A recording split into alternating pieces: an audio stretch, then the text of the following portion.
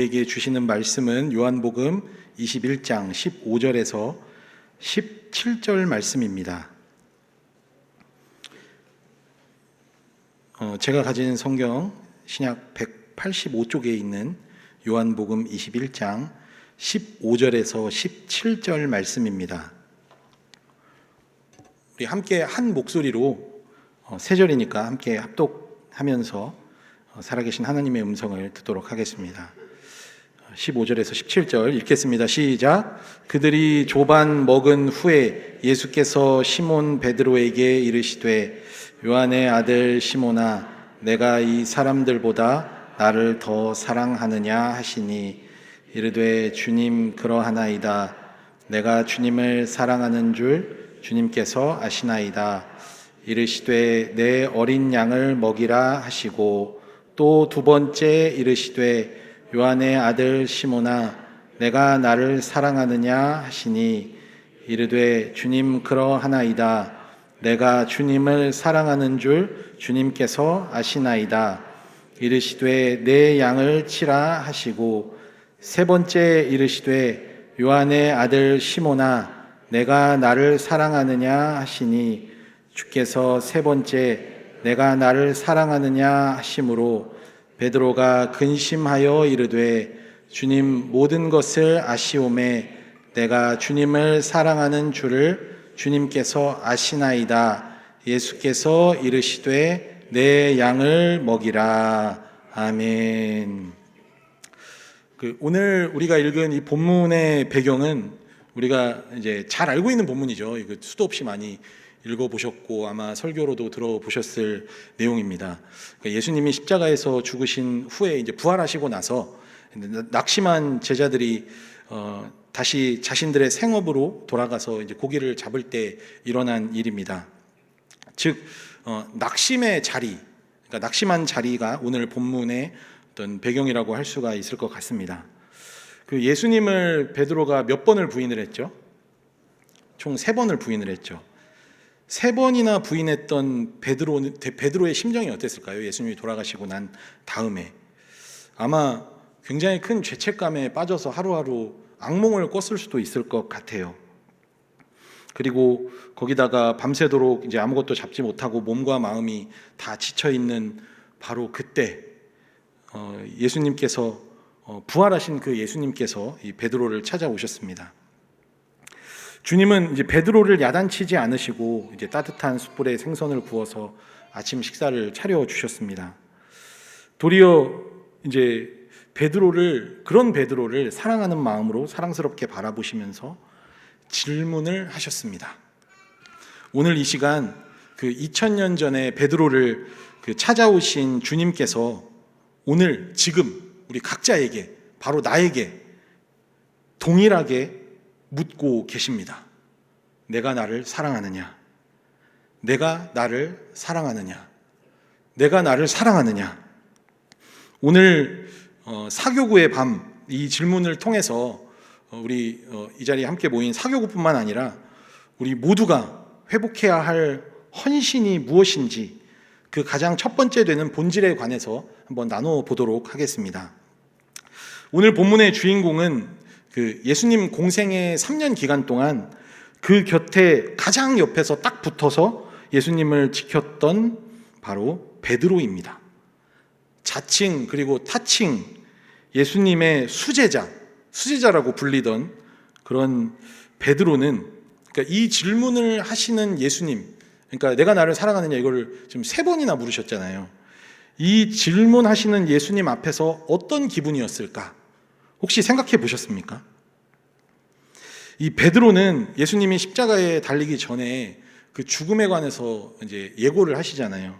근데 그때 죽음에 대해서 말씀하실 때 베드로가 뭐라고 했냐면 이 다른 제자들을 다 버려도 나는 절대 예수님을 버리지 않겠다 확언했던 정말 자신감 넘치던 인물이었습니다. 그런데 잘 아시는 것처럼 베드로는 아까도 말씀드렸죠. 닭 울기 전에 몇 번을 부인했다고요? 3번을 부인을 했습니다. 어린 하인 앞에서도 부인을 했습니다. 이게 굉장히 부끄럽고 수치스러운 일이잖아요. 제가 베드로였으면 예수님이 딱 찾아오셔서 이제 말 없이 이렇게 막 식탁을 차려주시고 무슨 말을 하실 거 아니에요. 일단은 예수님이 그렇게 예수님 앞에 섰을 때 이게 무슨 얘기를 꺼낼까, 이거 굉장히 긴장이 될 것 같아요. 그렇잖아요. 자기가 한 일은 도둑이 재발 저린다고 자기가 다 알잖아요. 무슨 얘기를 꺼낼까, 진짜 5만 가지 생각이 다 떠오를 것 같더라고요. 제가 한번 베드로가 됐다고 한번 생각을 해보니까, 상상을 해보니까. 그러면서 혹시라도 이제 예수님이, 왜냐면 예수님 엄청 섭섭했을 거니, 인간적으로 봤을 때는 섭섭하잖아요. 그래서 야, 진짜 너한테 진짜 미안하지만 정말 실망했다, 이런 말씀을 하실 수도 있을 것 같다는 생각을 해봤어요. 저는 제가 그냥 베드로라면, 우리 뭐 이거 다 알고 있으니까 그렇게 말씀 안 하셨다고 우리가 그냥 항상 확신하지만, 제가 그 자리에서 생각했다면, 왜냐면 죄는 죄가 너무 많거든요. 너한테 정말 실망했다, 어떻게 귓속말로, 그죠? 진짜 실망했다고 내가 이렇게 말씀 혹시 하시진 않을까. 그러니까 가까이 다가오는 예수님이 되게 두렵게 느껴지실 것 같아요.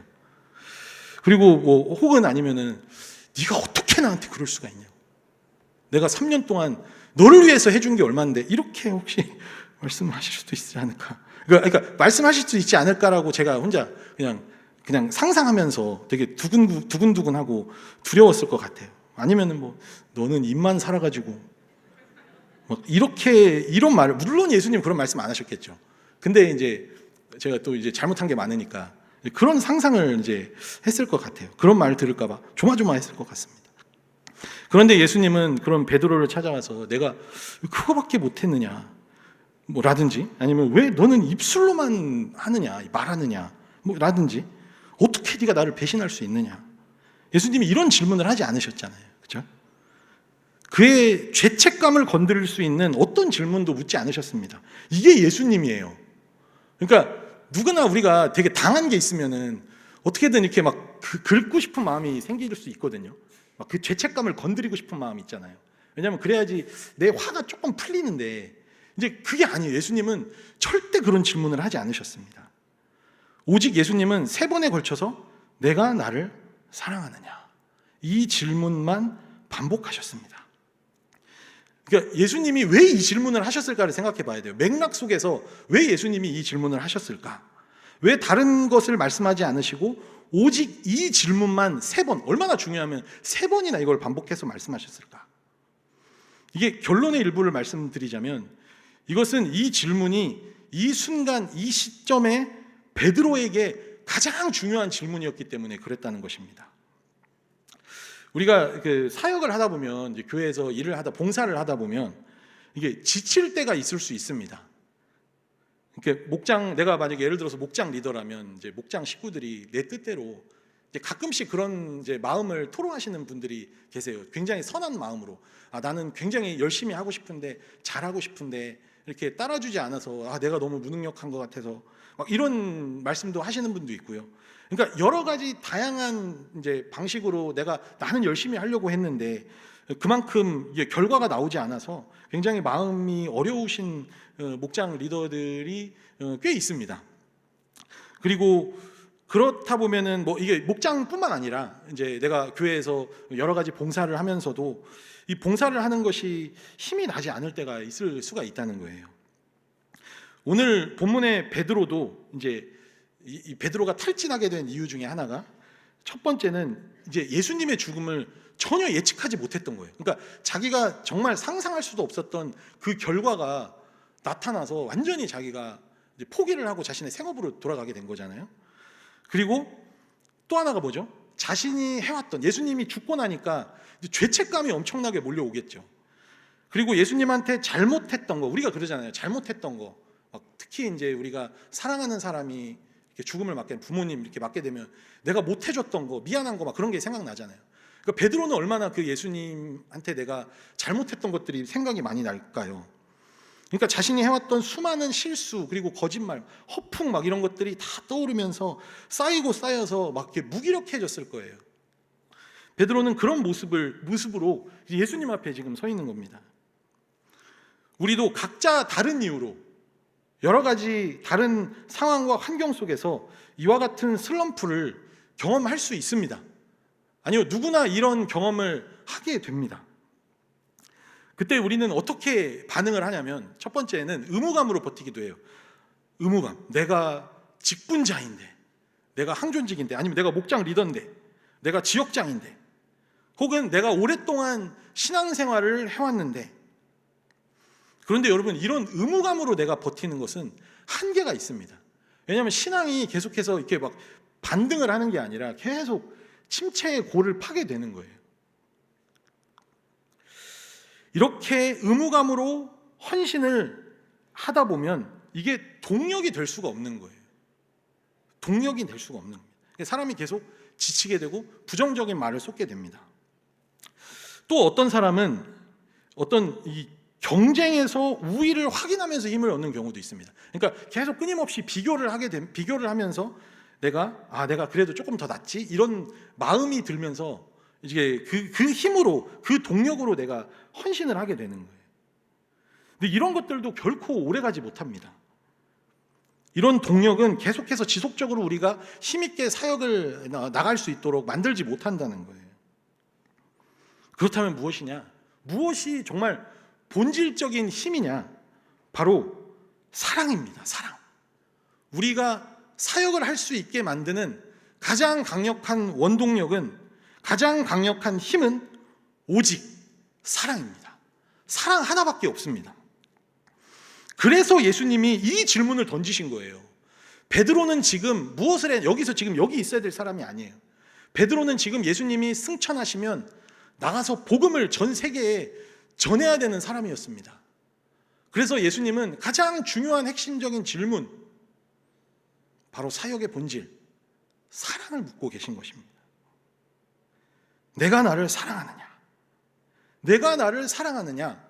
내가 나를 사랑하느냐? 이 질문을 3번에 걸쳐서 던지심으로 베드로의 마음속에 있는 중심을 확인하신 것입니다. 우리의 탁월한 기술이 아니라 사랑이라는 동력이 우리로 무한한 힘을 주는 것입니다. 그래서 주님은 다른 거 묻지 않으시고 이 한 가지를 물으시는 것입니다. 그래서 이 질문 뒤에 이어지는 것이 무엇이죠? 이 질문 뒤에 이어지는 명령이 뭐죠? 내 양을 먹이라. 그렇다면 네가 가진 그 사랑의 힘으로 내 양을 먹이라, 이 말씀을 하신 것입니다. 이 질문은 이 탈진한 베드로의 심령을 다시 일으켜 세우는 가장 큰 힘이 무엇인지를 확인해주는 가장 본질적인 질문이었습니다. 그 베드로가 여기서 톡톡톡 예수님이 3번 찌르잖아요. 이 찌르면서 뭐에 집중을 하게 되냐면, 내가 가지고 있던 이 잘못, 그리고 자기가 가지고 있는 이상한 이 기질, 이런 것들이 아니라 내가 예수님을 사랑하는 그 마음에 집중하게 된 거예요. 나에게 다른 것, 막 죄책감을 느끼는 다른 질문을 하시는 것이 아니라 나를 사랑하시는, 그리고 내가 사랑하는 그 주님을 바라볼 수 있게, 그 주님께 온전히 집중할 수 있게 베드로의 시선을 예수님께서 바꿔주신 것입니다. 우리 엄마들 매일 가족을 위해 이 밥상을 차려주는 이 일이 얼마나 고된 노동입니까? 이 아침, 점심, 저녁 이렇게 메뉴부터 장을 보고 요리를 하고 설거지, 그죠? 설거지를 저도 하면은 왜 이렇게 자꾸 비누도 잘 제거가 안 되는 것 같고, 고춧가루도 이렇게 되게 깨끗하게 닦는다고 했는데도 고춧가루가 잘 이렇게 빠지지 않고 이럴 때가 있는데 얼마나 힘들어요, 이 설거지하는 것도. 만약 여러분들 이게 엄마들이 식당에서 종업원으로 일하면서 적은 돈을 받고 일하는 거라면 아마 금방 그만두고 싶을지도 모릅니다. 하지만 엄마들이 굉장히 오랜 기간 동안 자녀를 키우면서 막 수십 년을 묵묵히 이렇게 밥상을 차릴 수 있는 그런 이유는 오직 하나, 바로 내 남편에 대한 사랑, 그리고 내 자녀들에 대한 사랑 때문입니다. 엄마 진짜 맛있어. 제가 저희 엄마한테 이제 그 사골국을, 엄마 진짜 사골국 진짜 맛있다고 이렇게 했더니 한 달 동안 사골국만 끓여주시죠. 한 달 동안 사골을 계속 사다가 계속 끓여주셔서 엄마가 너무 힘이 나서 이제 그 말에 힘이 나서 계속 끓여주시더라고요. 나중에. 네, 그래서 이 메추라기와 만나를 오랫동안 먹었던 이스라엘 백성들의 마음을 좀 알 수가 있었지만, 그래도 그 사랑의 힘으로 저도 열심히 밥을 먹었습니다. 엄마 밥이 최고야. 이 말 한마디면 이 새벽에 일찍 일어나서 밥을 차리는 것도 힘들지가 않은 것이죠. 여러분, 이것이 사랑이 가지고 있는 힘입니다. 우리가 교회에서 헌신하는 것, 교구 안에서 헌신하는 것도 마찬가지입니다. 주님을 사랑하는 마음이 먼저 채워지는 것, 그것이 가장 우선입니다. 헌신은 내가 가진 힘으로 할 수 없는 것입니다. 주님을 사랑하는 마음, 그리고 내 이웃을 사랑하는 마음, 그것으로 우리가 사역을 하면 이들을 돌보는 일도 수고가 아니라 행복한 사명이 될 것입니다. 이게 목장 리더들뿐만 아니라 지역장뿐만 아니라 교회 안에서 사역하는 어떤 사역도 마찬가지입니다. 사랑의 힘은 모든 것을 지속 가능하게 만드는 본질적인 힘입니다. 여러분, 주님 사랑하시죠? 진짜 사랑하십니까? 그 힘으로 사역하는 저와 여러분이 되시기를 바랍니다. 또 한 가지 오늘 본문에서 중요한 것이 있습니다. 주님께서 맡겨주신 양은, 그러니까 네 양이 아니라 누구의 양이죠? 주님의 양입니다.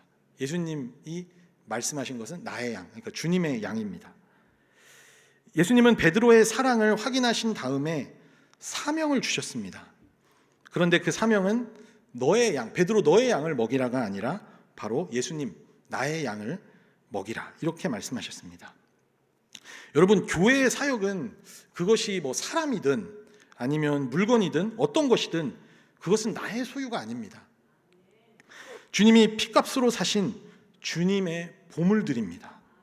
우리는 그저 주님의 귀한 양, 그 사역을 맡아 돌보는 대리자일 뿐입니다. 내가 이것을 내 것이라고 생각하면, 뜻대로 내가 안 될 때, 뜻대로 안 되면 실망하게 되지만, 이 모든 것이 주님의 것이라고 내가 생각하게 되면 끝까지 인내할 수가 있는 거예요. 이건 주님의 것이잖아요. 주님의 것. 그러니까 내가 지치지 않고 힘을 낼 수 있는 원동력이 되는 거예요. 제가 이거 예를 하나 들어드릴게요. 굉장히 적합한 예라고 생각하는데, 이 자녀들 대신에 요즘에 이제 손주들을 봐주시는 이제 조부모님들이 많으시잖아요. 그죠? 근데 이게 잘 생각해 보면 내가 키울 때는, 내가 내 자녀를 키울 때는 엄하게 키우고 때로는 막 상처를 주면서 이렇게 키우기도 하잖아요. 그렇죠? 그런데 손주를 키울 때는 어떠세요? 손주를 이렇게 내가 만났을 때는 어떠십니까? 손주를 돌볼 때는 어떠시죠? 내가 자녀를 대하는 것만큼 그렇게 혹독하게 하진 않으세요. 그죠? 물론 혹독하게라는 표현이 적당하지 않을 수도 있는데 이렇게 강하게 하지 않습니다. 내 손주들은. 왜 그렇죠? 내 자식이, 내가 사랑하는 내 자녀가 나에게 전적으로 맡긴 보물이기 때문에 그런 겁니다.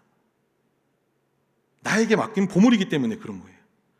그래서 아이가 울고 막 때를 써도 내 귀한 자녀의 소중한 아이이기 때문에, 이게 한 단계 건너가잖아요.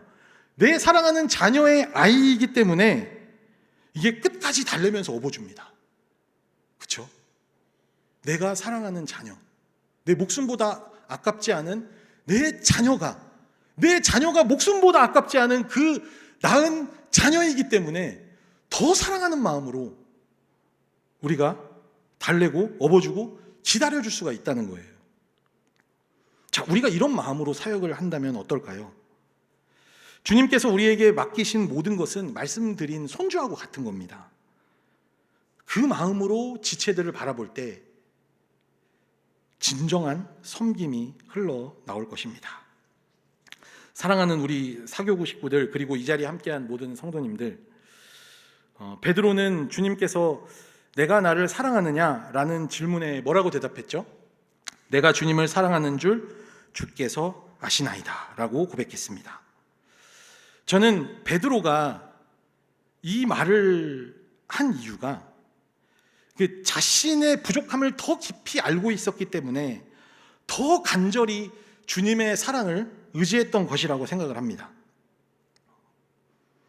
우리가 부족하다고 느낀다면 더 우리가 주님의 사랑을 갈구하고 주님의 사랑 앞에 서야 한다는 것입니다. 그래서 오늘 교구의 밤 함께한 우리 모든 성도님들에게 가장 중요한 질문을 오늘 주님께서 하고 계십니다. 여러분, 내가 나를 사랑하느냐? 오늘 이 질문을 듣는 여러분 각자 스스로가 양심의 손을 얹고 대답해 보셨으면 좋겠습니다. 내가 그 자리로 가서 예수님께서 나에게 그 질문을 하신다면 나는 진짜 뭐라고 대답할 것인가? 이 질문에 진지하게 대답해 보셨으면 좋겠습니다. 그리고 여러분들의 대답이 베드로와 같이 예 주님, 제가 주님을 사랑하는 것을 주님께서 더 잘 알고 계십니다, 이렇게 대답하는 여러분이 되셨으면 좋겠고, 혹시 만약에 내 마음이, 근데 가끔씩 저도 그래요. 저도 가끔씩 나 무엇과도 주님을 바꾸지 않는 이 노래 있잖아요. 주님 사랑해요 온 마음과 정성 다해 하나님의 신실, 주님 사랑해요 온 마음과 정성 다해 하나님의 신실한 친구 되기 원합니다. 찬양을 부르면서 내가 진짜 주님을 이 찬양의 가사처럼 온 마음과 정성을 다해 사랑하고 있는가, 이런 질문을 제 스스로 던질 때가 있거든요. 그러면은 그 찬양을 부르다가 제 입이 이렇게 좀 닫혀질 때가 있습니다. 너무 부끄러워서, 이런 고백을 하는 제 자신이 너무 부끄러워서 그렇게 제 입술을 닫을 때가 있거든요. 그래서 나중에 찬양할 때 제 입술이 닫혀 있으면 상태가 안 좋은가 보구나 그렇게 생각 안 하시면 안 됩니다. 네. 혹시 나도 그 질문에 만약 자신 있게 대답할 수 없는 분이 계시다면, 우리가 가장 먼저 회복해야 할 것이 바로 그 주님의 사랑입니다. 다시 그 사랑으로 우리 가슴을 채워나가기 위해 다시 한번 그 자리에서 새롭게 시작하는, 노력하는 저와 여러분이 되셨으면 좋겠습니다. 기도하겠습니다. 아버지 하나님, 베드로를 찾아오신 것처럼 우리에게 찾아오셔서 말씀하시는 주님의 음성을 듣기를 원합니다. 주님의 음성을 통해 우리 안에 주님을 향한 사랑을 확인하고 고백하는 우리, 그리고 그 사랑의 힘으로 내 양을 먹이라 주님께서 친히 주신 사명을 감당해 나가는 우리 모두가 되게 하여 주옵소서. 특별히 오늘 함께 예배하는 우리 사교구 식구들과 함께 예배의 자리에 나온 우리 모든 성도님들의 마음을 주님의 사랑으로 더욱더 충만하게 채워주셔서 침체와 정체의 자리에 있다면 벗어나 기쁨으로 신앙하는 삶을 살 수 있도록 인도하여 주옵소서. 그리하여 우리가 더욱더 주님 앞에 주님을 사랑하는 마음으로 우리의 삶을 헌신하는 참된 헌신자들이 될 수 있도록 주님이 함께하여 주옵소서. 그렇게 하실 주님께 감사를 드리오며 우리를 죄에서 구원하신 우리의 소망 되시는 예수 그리스도의 이름으로 기도드립니다. 아멘.